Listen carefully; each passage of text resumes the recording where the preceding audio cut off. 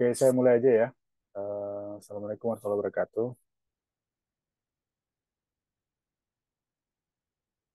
Hari ini kita akan bahas yang namanya inverse transform juga, tapi dia untuk fungsi yang kontinu, ya. Fungsi yang kontinu. hmm,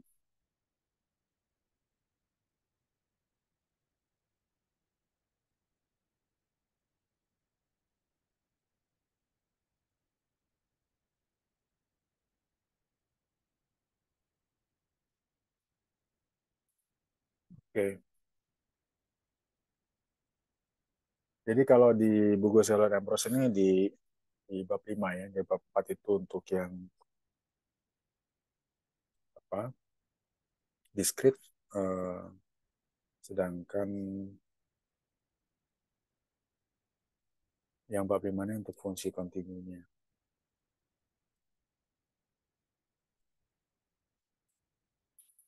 Hmm,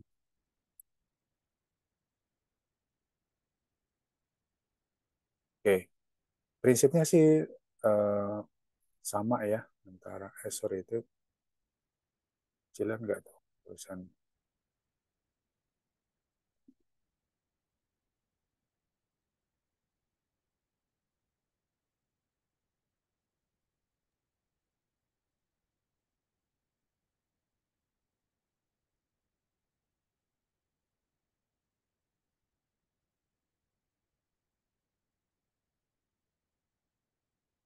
Oke, jadi pada pada prinsipnya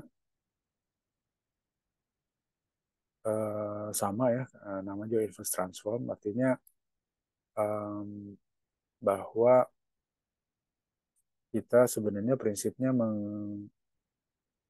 apa namanya berdasarkan fungsi fungsi inverse sebenarnya ya inverse. Nah, eh, oke, dalam hal ini karena kita saat ini bicara tentang sebuah fungsi distribusi kontinu, ya, yang kita biasa tulis dengan huruf besar ya, besar di sini. Nah, kejadian acaknya itu dalam inverse transform algorithm untuk fungsi kontinu itu ternyata jauh lebih sederhana ya.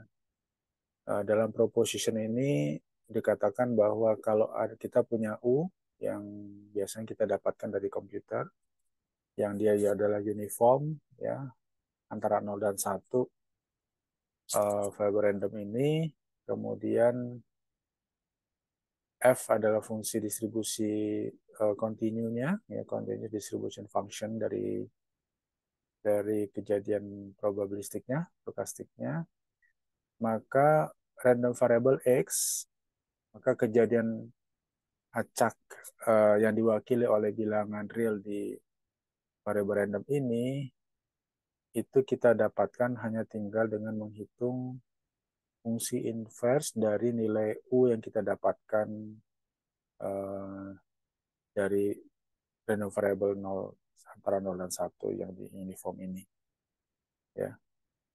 Jadi kuncinya berarti tetap kita perlu sebuah distribution function. Ya. Kalau di discrete kemarin ini kita namakan probability mass function. Kalau di sini kita biasa sebut dengan probability density function. Kalau di continue.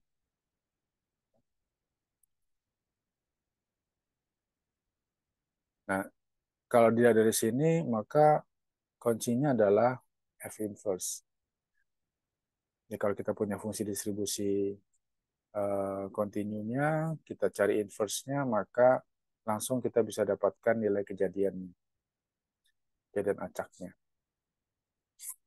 Oke, sekarang kita coba lanjutkan. Hmm,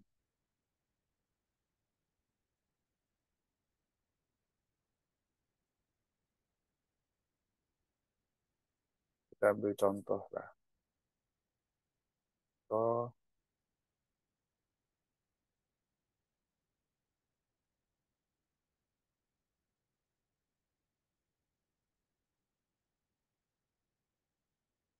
dulu. Oke.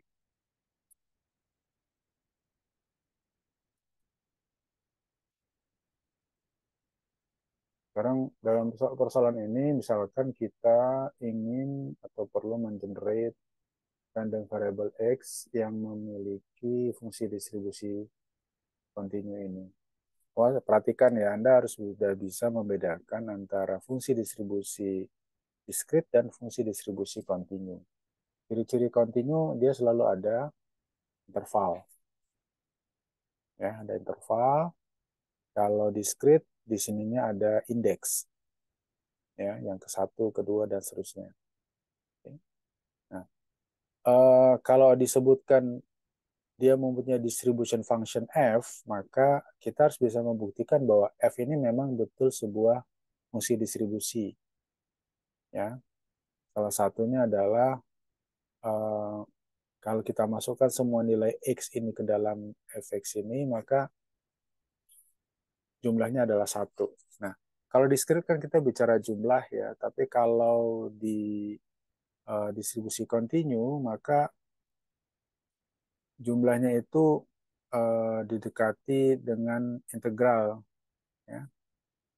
Jadi integral dari batas-batasnya, kan ini di batasnya 0 sampai 1, dari fx-nya, x-nya adalah x pangkat n. Nah, ini harus sama dengan 1. Ya. Coba kita ikan dulu ya. Integral x pangkat n gimana? Berapa nilainya? 1/n tambah 1 x n tambah 1 gitu kan ya. Oke. Antara 0 dan 1. Sekarang kalau kita masukkan 1 ke dalam x-nya,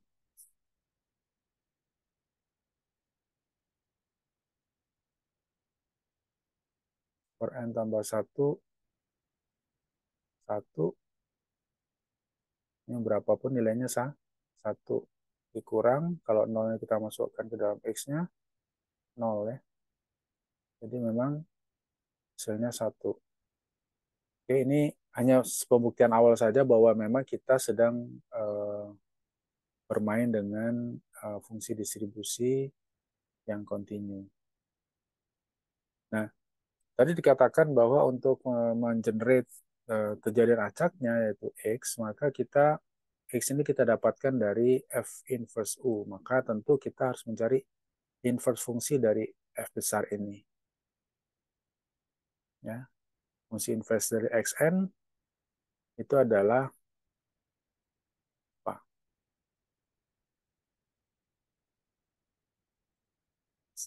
X pangkat per N ya, atau akar ya, akar pangkat N dari X. Oke. Jadi ini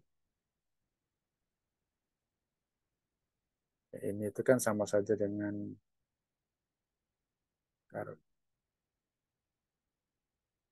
ini kan, ya. Nah, jadi dengan hanya kita mengenerate U, hence we can generate such a variable X by generating a random number U. Jadi kita generate U, kemudian tinggal nilai U-nya itu dimasukkan ke dalam sini, sehingga U pangkat 1/n. Jadi dapatlah X-nya. Ya. Oke, sekarang kita lihat contoh berikutnya.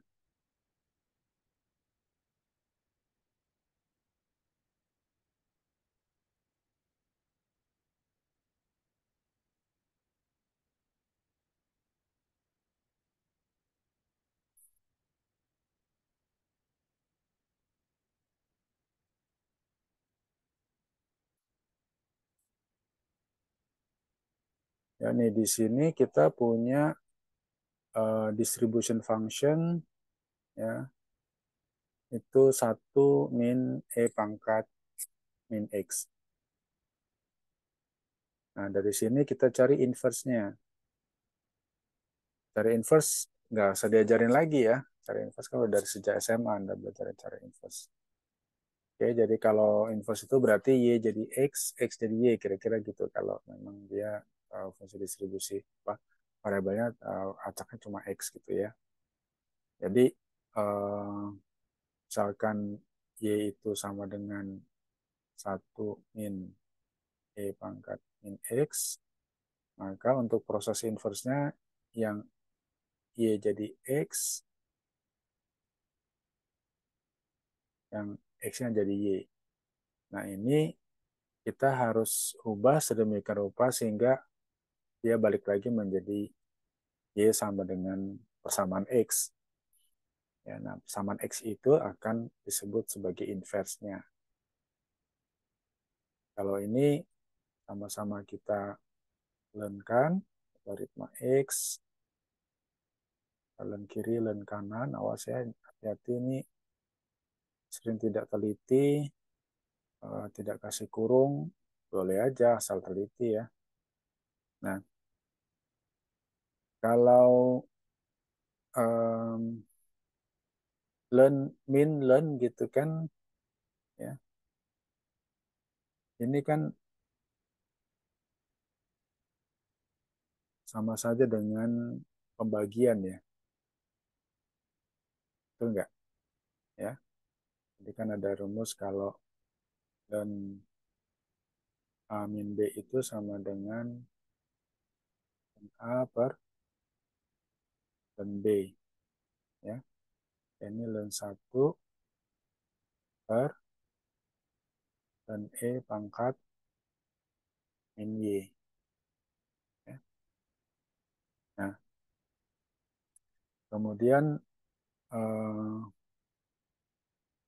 kita pindahkan, ya, kita sama-sama dikalikan uh,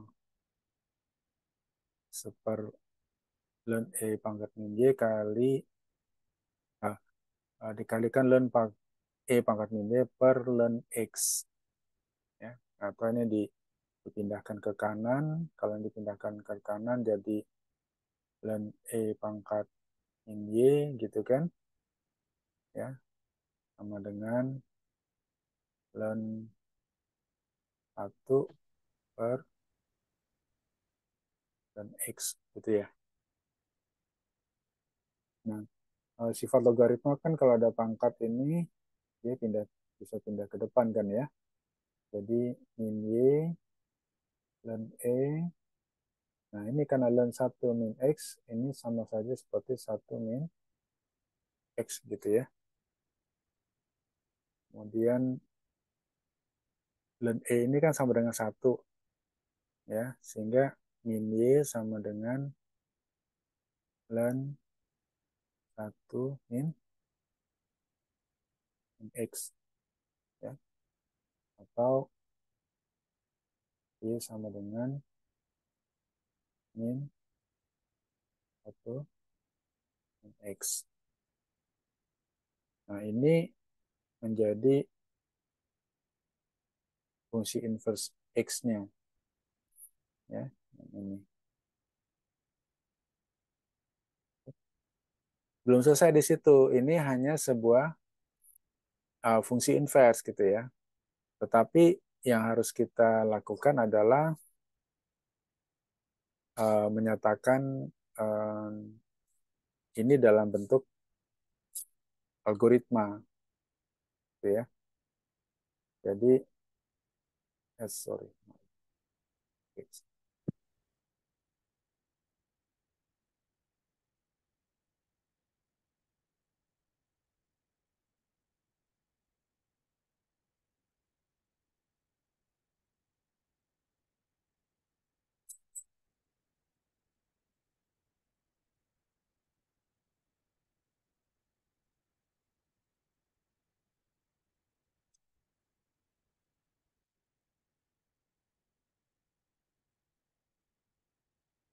Oke. Nah,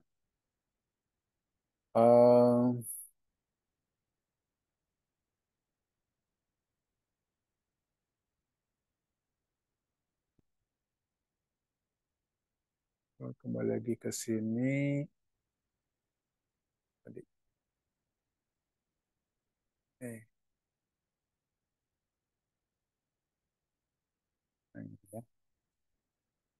Oke. Nah, kalau kita bilang diminta membuat algoritmanya, maka algoritmanya itu harus dalam bentuk uraian step langkah pemecahan ya. Jadi kalau kita bicara algoritma, maka step satu misalkan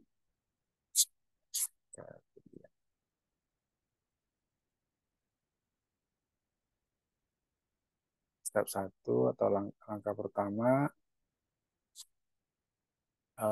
bangkitkan U gitu ya. Bangkitkan U, kemudian step yang kedua. Nah, ini langsung kita dapatkan dari mana? Dari X kita hitung dengan memasukkan U-nya ini ke dalam fungsi inversnya tadi. Minlearn atau minlog boleh. Sini saya tadi pakai learn ya biar konsisten, saya tetap pakai learn logaritma natural. Satu min U. U-nya dari sini. Nah, selesai ya. Jadi algoritmanya hanya sesederhana ini gitu kalau untuk inverse transform. Ya, jadi kuncinya adalah kita bisa nggak menemukan nilai fungsi inverse-nya ini dari fungsi distribusi kontinunya. Ya, kuncinya di situ. Jadi kalau misalkan Anda diminta membuat algoritmanya harus sampai sini. Ya, tidak cukup sampai mendapatkan nilai fungsi inverse-nya saja. Ya, karena fungsi inverse baru salah satu item yang kita harus masukkan ke dalam stepping-nya. Jadi kalau kita bandingkan dengan inverse transform yang discrete yang kemarin, itu jauh lebih simple ya. Hanya saja dengan syarat bahwa fungsi inverse-nya harus sudah dapat. Kalau kita tidak bisa mendapatkan fungsi inverse-nya, maka metode ini nggak bisa dipakai ya. Gimana pakai orang kita kan perlu nilai X ini didapat dari nilai inverse-nya. Ya. Saya kira itu ya. Ada pertanyaan?